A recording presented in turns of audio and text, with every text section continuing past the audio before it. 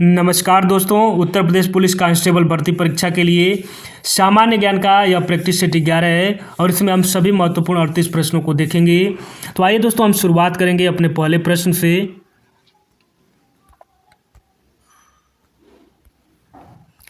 पहला प्रश्न हमारा है दोस्तों कि गोलाकार दर्पण की परावर्तक सतह के केंद्र क्या कहा जाता है। यानी कि गोलाकार दर्पण की परावर्तक सतह के केंद्र को क्या कहा जाता है। एग्जैक्ट प्रश्न यह है दोस्तों। वक्रता का केंद्र, मुख्य अक्ष, ध्रुव और वक्रता की त्रिज्या।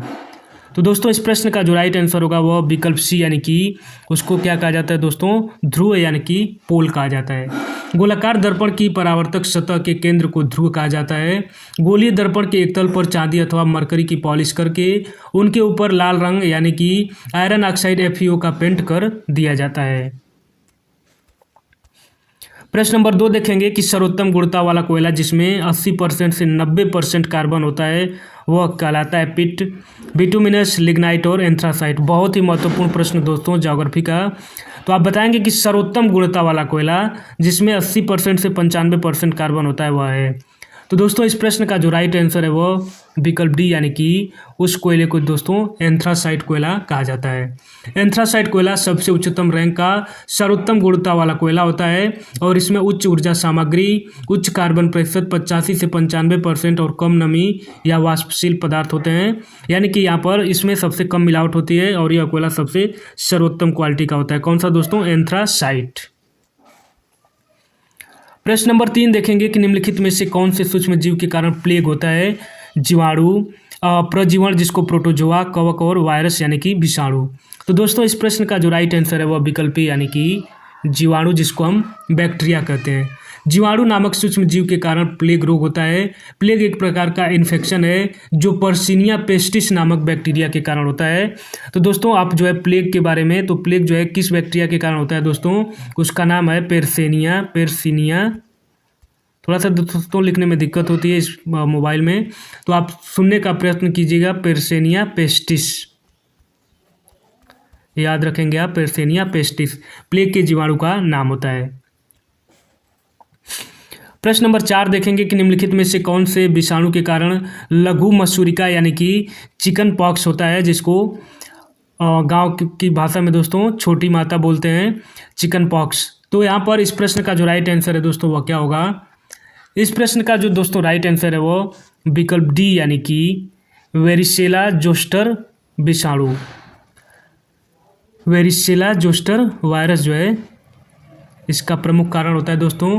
तो वेरिसेला जोस्टर विषाणु के द्वारा लघु मसूरिका यानी कि चिकन पॉक्स होता है और यह बहुत ही संक्रामक होता है और संक्रमित निश्रित पदार्थों को सांस के साथ अंदर ले जाने से यह फैलता है। 5 नंबर सवाल देखेंगे कि किसके तत्वाधान में भारत के राष्ट्रपति शपथ ग्रहण करते हैं। मुख्य चुनाव आयुक्त, भारत के मुख्य न्यायाधीश, भारत के उपराष्ट्रपति और लोकसभा अध्यक्ष। तो दोस्तों इस प्रश्न का राइट आंसर क्या होगा, आप भी जो है कमेंट कीजिएगा। तो इस प्रश्न का जो राइट आंसर है दोस्तों वह विकल्प बी, यानी कि भारत के मुख्य न्यायाधीश के सामने जो है राष्ट्रपति को एक निर्धारित प्रपत्र पर भारत के मुख्य न्यायाधीश अथवा उनकी उपस्थिति में उच्चतम न्यायालय के वरिष्ठतम न्यायाधीश के सम्मुख शपथ लेनी पड़ती है।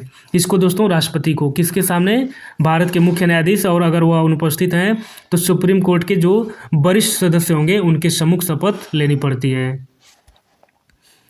6 नंबर प्रश्न देखेंगे कि केंद्र की कार्यपालिका शक्ति निहित होती है प्रधानमंत्री में, राष्ट्रपति में, राज्यपाल में और सेनाध्यक्ष में। तो दोस्तों इस प्रश्न का जो राइट आंसर है वह विकल्प बी, यानी कि कार्यपालिका शक्ति किस में निहित होती है दोस्तों, वह जो है राष्ट्रपति में। संविधान के अनुच्छेद 53, आप यह भी अनुच्छेद याद रखेंगे दोस्तों, अनुच्छेद 53, कौन सा, अनुच्छेद 53 के में उल्लिखित है कि संघ की कार्यपालिका शक्ति राष्ट्रपति में निहित होगी। उत्तर प्रदेश विधानसभा में कुल कितने निर्वाचित सदस्य होते हैं दोस्तों। तो इस प्रश्न का जो राइट आंसर है वह विकल्प यानी कि 403 सदस्य होते हैं। 8 नंबर प्रश्न देखेंगे कि अनिलवाड़ किस राजवंश की राजधानी थी दोस्तों। तो इस प्रश्न का जो राइट आंसर है वह विकल्प डी, यानी कि अनिलवाड़ जो है वह किसकी राजधानी थी, सोलंकी राजवंश की। बाकी दोस्तों अगर हम राष्ट्रकूट वंश की राजधानी देखें तो यह कहाँ थी, मान्यखेत थी, मित्राका की वल्लभी थी, पाल की मुंगेर थी और सोलंकी की अनिलवाड़ थी।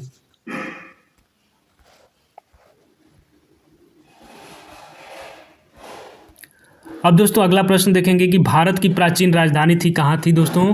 भारत की प्राचीन राजधानी बताना है दोस्तों। तो इस प्रश्न का जो राइट आंसर है वो विकल्प बी यानी कि पाटलिपुत्र में। प्राचीन भारत के राजनीतिक केंद्र होने के कारण पाटलिपुत्र को भारत की प्राचीन राजधानी के नाम से जाना जाता है। यानी कि दोस्तों यह कोई ऑफिशियल इस तरह से हम नहीं कह सकते हैं कि भारत की राजधानी थी, लेकिन जो प्राचीन भारत में की परिस्थितियां थी वहाँ पर जो है मुख्य राजनीति का केंद्र होने के कारण पाटलिपुत्र को भारत की प्राचीन राजधानी के नाम से जाना जाता है। तो आप इसको लेकर कन्फ्यूज नहीं होंगे कि भारत की राजधानी जो है कभी पाटलिपुत्र थी, क्योंकि जिस समय की यह बात हो रही है उस समय भारत वैसा नहीं था जिस तरह से इस समय है। तो प्राचीन भारत में जो पाटलिपुत्र है वह एक प्रमुख राजनीतिक केंद्र था, यानी कि बहुत ही पॉपुलर था। तो इसलिए प्राचीन भारत की राजधानी की संज्ञा किसको दी जाती है? पाटलिपुत्र को। 10 नंबर सवाल देखेंगे कि एल्बुकर्क ने गोवा को किससे अधिकृत किया था दोस्तों। तो बीजापुर के सुल्तान से, अंग्रेजों से, हैदराबाद के नवाब से और कृष्णदेव राय से। तो दोस्तों इस प्रश्न का जो राइट आंसर है वह विकल्प ए यानी कि एल्बुकर्क ने गोवा को बीजापुर के सुल्तान से अधिग्रहित किया था। एल्बुकर्क ने गोवा को बीजापुर के सुल्तान से अधिग्रहित किया था। एल्बुकर्क ने 1510 में गोवा की विजय और 1511 में मलक्का पर कब्जा करने सहित कई लड़ाइयों में पुर्तगाली सेना का नेतृत्व किया था। प्रश्न नंबर 11 कि दक्षिण भारत के मालाबार क्षेत्र में किस वर्ष में मोपला विद्रोह हुआ था दोस्तों। बहुत ही महत्वपूर्ण प्रश्न है दोस्तों, इस तरह से प्रश्न जो है पूछा जाता है आपसे। तो इस प्रश्न का जो राइट आंसर है दोस्तों वह विकल्प सी यानी कि 1921 में। दक्षिण भारत के मालाबार क्षेत्र जो केरल में दोस्तों आता है, वहाँ पर 1921 में मोपला विद्रोह हुआ था और इसके नेतृत्वकर्ता अली मुसलियार खां थे। 12 नंबर प्रश्न देखेंगे कि सर सैयद अहमद खान ने निम्नलिखित में से किस संगठन को स्थापित किया था। तो दोस्तों इस प्रश्न का जो राइट आंसर है वह विकल्प सी यानी कि all India Mohammedan educational conference. तो सर सैयद अहमद खान किससे जुड़े थे दोस्तों? All India Mohammedan educational conference से। सर सैयद अहमद खान ने अलीगढ़ में 1886 ईस्वी में all India Mohammedan educational conference का गठन किया था। 13 नंबर प्रश्न देखेंगे कि राष्ट्रीय कृषि और ग्रामीण विकास बैंक जिसको नाबार्ड कहा जाता है, तो नाबार्ड का मुख्यालय कहाँ पर स्थित है दोस्तों? भोपाल में, मुंबई में, पुणे में और चेन्नई में। तो इस प्रश्न का जो राइट आंसर है दोस्तों वो विकल्प बी यानी कि मुंबई में नाबार्ड का मुख्यालय है। प्रश्न नंबर 14 अब देखेंगे दोस्तों हम कि 1969 में कितने बैंकों का राष्ट्रीयकरण हुआ था? 14, 16, 15 और 20। तो दोस्तों इस प्रश्न का जो राइट आंसर होगा वह विकल्प ए यानी कि 1969 में कुल 14 बैंकों का राष्ट्रीयकरण हुआ था। निम्न में से कौन सा एक शहर वाला देश है? सिंगापुर, बहरीन, कंबोडिया और अर्जेंटीना। तो दोस्तों इस प्रश्न का जो राइट आंसर है वह विकल्प ए यानी कि सिंगापुर। सिंगापुर एक शहर वाला देश है जो दक्षिण एशिया में मलेशिया और इंडोनेशिया के बीच में स्थित है। अब दोस्तों प्रश्न नंबर 16 देखेंगे कि गैलापागोस द्वीपों का एक द्वीप समूह किसके पश्चिम में है? दक्षिण अमेरिका के, ऑस्ट्रेलिया के, न्यूजीलैंड के और उत्तरी अमेरिका के। तो दोस्तों इस प्रश्न का जो राइट आंसर है वह विकल्प ए यानी कि दक्षिणी अमेरिका में यह जो है उसके पश्चिम में एक द्वीपों का समूह है। अब दोस्तों प्रश्न नंबर 17 देखेंगे कि पेंगुइन पक्षी कहाँ पाया जाता है? अफ्रीका में, उत्तरी अमेरिका में, अंटार्कटिका में और दक्षिणी अमेरिका में। तो दोस्तों इस प्रश्न का जो राइट आंसर है वह विकल्प सी यानी कि पेंगुइन कहाँ पाया जाता है? अंटार्कटिका में। पेंगुइन पक्षी अंटार्कटिका में पाया जाता है। अंटार्कटिका गोलार्ध महाद्वीप विश्व का 5वां बड़ा महाद्वीप है और यह दक्षिणी गोलार्ध में स्थित है। कहाँ पर स्थित है दोस्तों? दक्षिणी गोलार्ध में। प्रश्न नंबर 18 देखेंगे कि निम्नलिखित में से कौन सा शहर गोदावरी नदी के किनारे स्थित नहीं है? नासिक, नवसारी, निजामाबाद और नांदेड़। तो दोस्तों इस प्रश्न का जो सही उत्तर है वह विकल्प बी यानी कि नवसारी जो शहर है वह गोदावरी नदी के तट पर स्थित नहीं है। नासिक, नांदेड़ तथा निजामाबाद शहर गोदावरी नदी के तट पर स्थित है, किंतु नवसारी शहर पूर्णा नदी पर सूरत से 17 मील दक्षिण पूर्व में स्थित एक प्रसिद्ध नगर है। तो यहाँ पर हम कह सकते हैं कि गोदावरी नदी के किनारे स्थित कौन सा नहीं है? नवसारी शहर।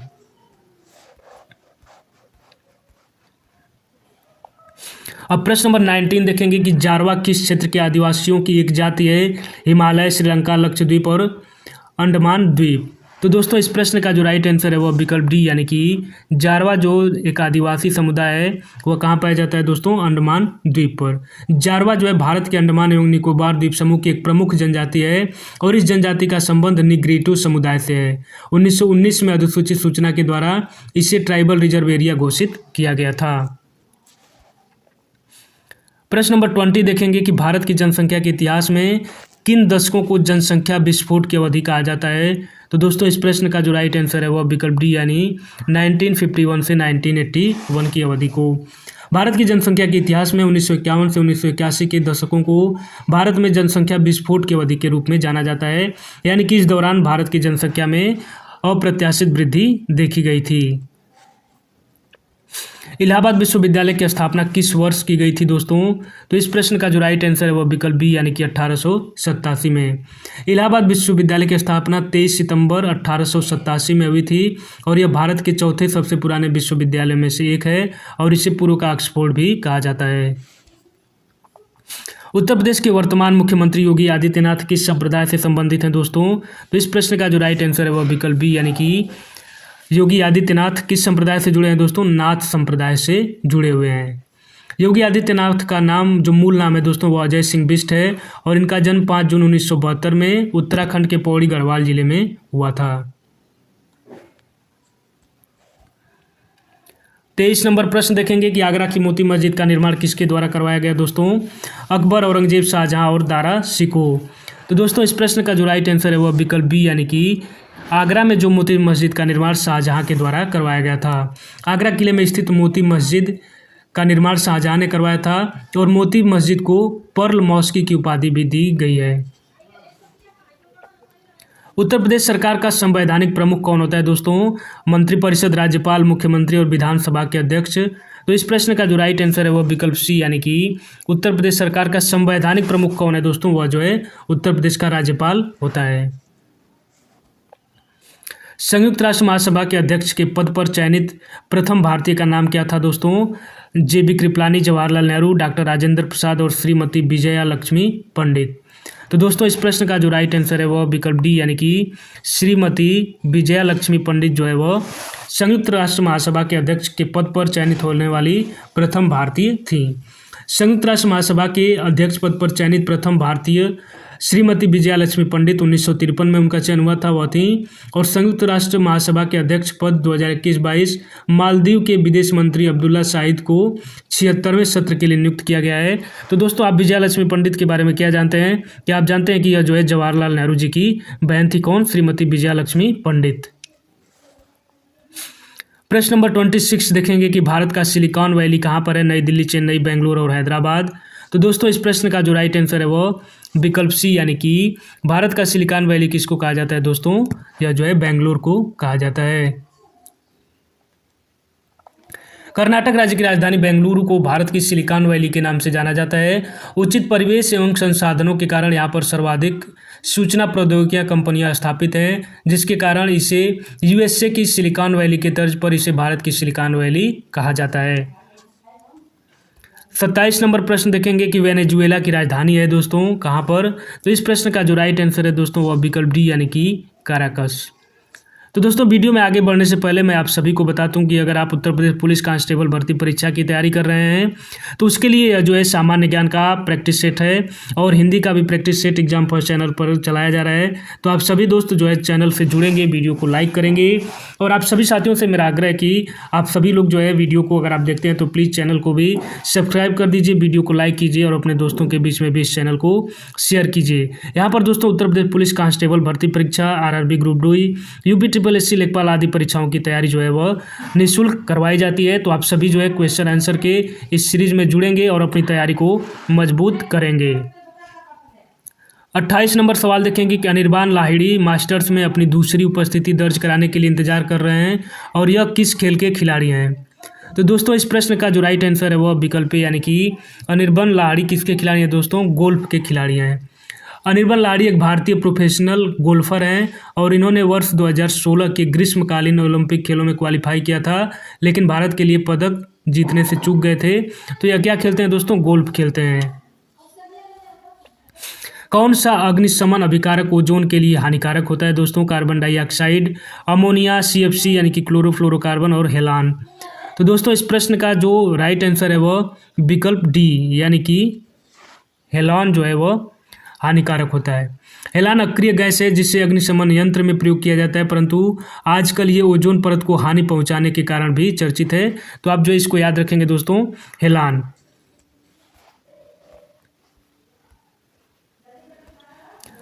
30 नंबर सवाल देखेंगे कि खाद्य श्रृंखला में किसको भोजन से कम ऊर्जा मिलती है? घास, टिड्डा, मेढक और सांप। तो दोस्तों इस प्रश्न का जो राइट आंसर है वह विकल्प बी यानी कि सांप को जो है खाद्य श्रृंखला में भोजन से कम ऊर्जा मिलती है। किसी खाद्य श्रृंखला में एक प्राणी उससे प्राप्त होने वाली कुल ऊर्जा का मात्र 10% ही आगे प्रसारित करता है। इस प्रकार खाद्य श्रृंखला में घास उत्पादक है और घास को टिड्डा खाता है, टिड्डे को मेढक खाता है, मेढक को सांप खाता है, अतः सांप को भोजन से कम ऊर्जा मिलती है।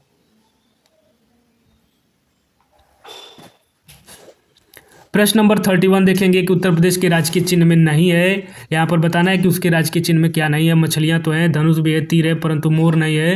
तो इस प्रश्न का जो राइट आंसर है दोस्तों वह विकल्प डी यानी कि उत्तर प्रदेश के राजकीय चिन्ह में क्या नहीं है? तो मोर जो है वह उत्तर प्रदेश के राजकीय चिन्ह में नहीं है।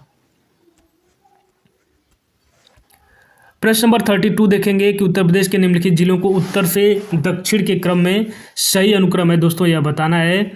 तो यहाँ पर संत कबीर नगर, अंबेडकर नगर, सिद्धार्थ नगर, संत रविदास नगर।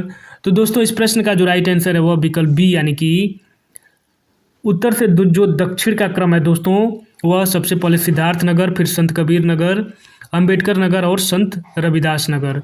दोस्तों आप न्यूज़ के तो आपने सुना ही होगा, यह जो है NEW और यह साउथ, यानी कि ऊपर जो है उत्तर होता है, नीचे दक्षिण, दाहिने हाथ की तरफ पूरब और लास्ट में जो है दोस्तों इधर बाएं हाथ की तरफ पश्चिम होता है। तो हमें उत्तर से दक्षिण का क्रम बताना है। तो सबसे उत्तर में कौन है दोस्तों? संत सिद्धार्थ नगर, उसके बाद संत कबीर नगर, अंबेडकर नगर और संत रविदास नगर। अब दोस्तों प्रश्न नंबर 33 देखेंगे कि उत्तर प्रदेश इनमें से किसका सबसे बड़ा उत्पादक है? केला, आम, अमरूद और पपीता। तो दोस्तों इस प्रश्न का जो सही उत्तर है वह विकल्प सी यानी कि उत्तर प्रदेश इनमें से आम का सबसे बड़ा उत्पादक है। उत्तर प्रदेश आम का सबसे बड़ा उत्पादक राज्य है, जबकि मध्य प्रदेश अमरूद का तथा बिहार जो है वह लीची का सबसे बड़ा उत्पादक राज्य है। और आम का जो है वैज्ञानिक नाम दोस्तों क्या है? Mangifera indica. 34 नंबर प्रश्न की दीवारी पाईडंडा लोक कला उत्तर प्रदेश के किस क्षेत्र से संबंधित है? तो दोस्तों इस प्रश्न का जो राइट आंसर है वह विकल्प बी यानी कि बुंदेलखंड से संबंधित है। दीवारी पाईडंडा लोक कला उत्तर प्रदेश के बुंदेलखंड से संबंधित है। इसके अतिरिक्त घोड़ा नृत्य, धुरिया नृत्य, देवी नृत्य, कानरा नृत्य, कार्तिक नृत्य भी बुंदेलखंड क्षेत्र में ही प्रचलित हैं। प्रश्न नंबर 35 देखेंगे कि हाल ही में यूनेस्को के सृजनात्मक शहरों की सूची में निम्नलिखित शहरों में से किसे शामिल किया गया है? ग्वालियर, भोपाल, लखनऊ और मुंबई। तो दोस्तों इस प्रश्न का जो राइट आंसर है वह विकल्प ए यानी कि ग्वालियर को सम्मिलित किया गया है। हाल ही में चर्चा में रहा शब्द EH216S क्या है? तो दोस्तों इस प्रश्न का जो राइट आंसर है वह विकल्प सी यानी कि चीन की फ्लाइंग टैक्सी का नाम जो है क्या है? EH216S। नवंबर 2023 में किस खिलाड़ी की प्रतिमा का अनावरण वानखेड़े स्टेडियम में किया गया? तो दोस्तों इस प्रश्न का जो राइट आंसर है वह विकल्प बी यानी कि सचिन तेंदुलकर की प्रतिमा का अनावरण कहाँ पर किया गया दोस्तों? वानखेड़े स्टेडियम में किया गया। अब दोस्तों इस प्रैक्टिस सेट का अंतिम प्रश्न कि हाल ही में विश्व के पहले AI सेफ्टी समिट 2023 का आयोजन कहाँ हुआ? तो दोस्तों इस प्रश्न का जो राइट आंसर है वह विकल्प ए यानी कि UK में हुआ। तो दोस्तों इस प्रश्न का जो राइट आंसर है वह विकल्प ए यानी कि UK। हाल ही में आर्टिफिशियल इंटेलिजेंस से जुड़े जोखिमों को नियंत्रित करने के उद्देश्य से यूनाइटेड किंगडम के ब्लैचले नामक स्थान पर दुनिया का पहला AI सेफ्टी समिट 2023 का आयोजन किया गया और यहीं पर ब्लैचले घोषणा पत्र जारी हुआ। तो दोस्तों आप जो है इस एक नया टर्म है ब्लैचले, तो ब्लैचले घोषणा पत्र जो है किससे संबंधित है दोस्तों? AI सेफ्टी से। तो इस तरह से दोस्तों हमने इस प्रैक्टिस सेट का GS के प्रैक्टिस सेट 11 का सभी महत्वपूर्ण प्रश्नों को यहाँ पर हमने देखा। तो आप सभी दोस्तों से मेरा यह आग्रह है कि आप जो है प्लीज़ वीडियो को लाइक कीजिएगा, चैनल को सब्सक्राइब कीजिएगा और अपने दोस्तों के बीच में भी इस वीडियो को शेयर कीजिएगा। तो आप सभी दोस्तों का बहुत बहुत धन्यवाद। नमस्कार।